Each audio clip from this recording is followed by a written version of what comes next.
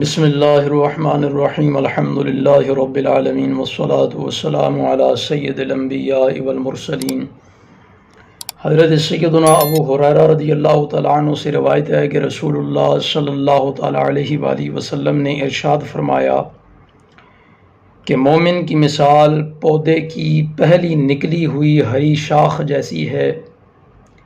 کہ جب ہوا چلتی ہے اسے جھکا دیتی ہے، پھر وہ سیدھا ہو کر مصیبت برداشت کرنے میں کامیاب ہو جاتا ہے۔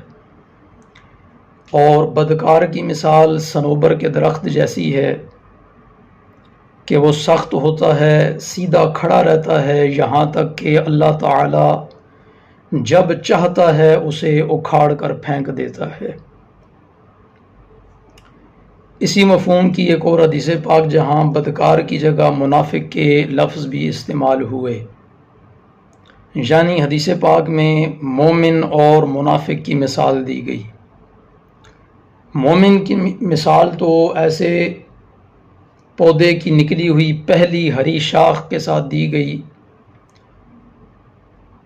کہ جو ہوا کے جھونکے کے ساتھ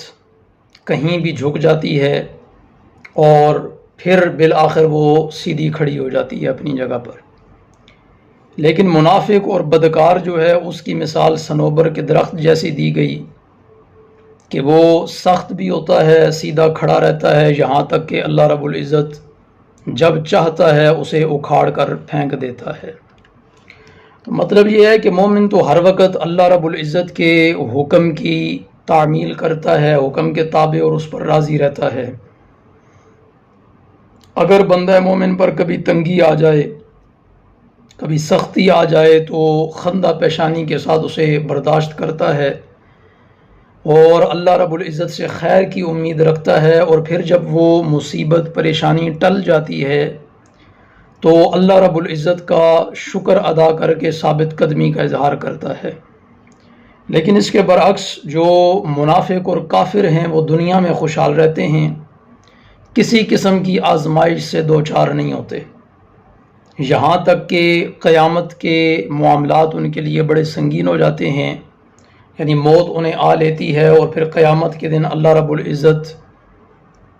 ان کی ہلاکت اور ان کے لیے سخت عذاب بطور سزا ان کو سنا دیتا ہے اور ان کو دے گا۔ تو یہ حدیث پاک بندہ مومن کو بہت بڑی ڈھارس ہے، بہت بڑی تسلی ہے کہ جو مومن ہوگا، جو ایمان والا ہوگا، اس پر سختیاں آتی رہیں گی، مصائب آتے رہیں گے، پریشانیاں آتی رہیں گی، اسے ہمت نہیں ہارنی، صبر سے کام لینا ہے، اور اگر پریشانیاں اور مشکلات نہیں آ رہی تو پھر اسے شکر سے کام لینا ہے، اور صبر اور شکر کے ذریعے اس نے اپنی زندگی گزارنی ہے۔ اور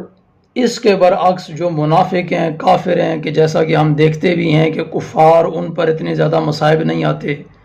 اتنی زیادہ پریشانیاں ان پر نہیں آتیں، اور بڑی خوشحالی کی زندگی گزار رہے ہوتے ہیں، دنیا کی بڑی دولتیں، بڑے انعام، بڑے مال و متاع ان کو دیے گئے، تو یہ سب کچھ ان کے لیے اس دنیاوی زندگی تک کے لیے ہے، آخرت میں ان کا کچھ نہیں۔ اور اللہ رب العزت نے قرآن مجید فرقان حمید میں کئی ایک مقامات پر ارشاد فرمایا کہ دنیا کے اندر کفار کا مال، کفار کی ترقیاں، کفار کے مال و متاع، کفار کی اولادیں تمہیں تعجب کے اندر داخل نہ کریں، یعنی تم ان سب کو دیکھ کر کے تعجب کا شکار نہ ہو جانا، بلکہ اگر تم پر مصیبت آ رہی ہے، غم آ رہے ہیں، مال و متاع نہیں ہیں، حالات تنگ ہیں، تنگ دستی ہے، حالات اچھے نہیں ہیں، تو صبر کا دامن ہاتھ سے نہیں چھوڑنا، کیونکہ یہ ساری چیزیں گزشتہ حدیث پاک میں ہم نے پڑھا تھا کہ یہ ساری چیزیں بندہ مومن کے لیے کفارہ ہیں۔ تو اللہ رب العزت ہمیں سمجھنے کی توفیق عطا فرمائے، جتنے بھی مصائب، پریشانیاں، غم، دکھ، تکالیف، بیماریاں جو بھی ہماری زندگی میں آئیں، اللہ رب العزت ہمیں ان پر صبر کرنے کی توفیق عطا فرمائے، اور صبر کر کے اللہ رب العزت کی بارگاہ سے اجر حاصل کرنے کی بھی توفیق عطا ہو، اور اس پر گناہوں کا کفارہ ہو کر کے ہماری آخرت بھی سمر جائے، یہی دعا کرنی چاہیے۔ اللہ رب العزت ہمیں اس کی توفیق عطا فرمائے۔ وآخر دعوانا ان الحمد للہ رب العالمین۔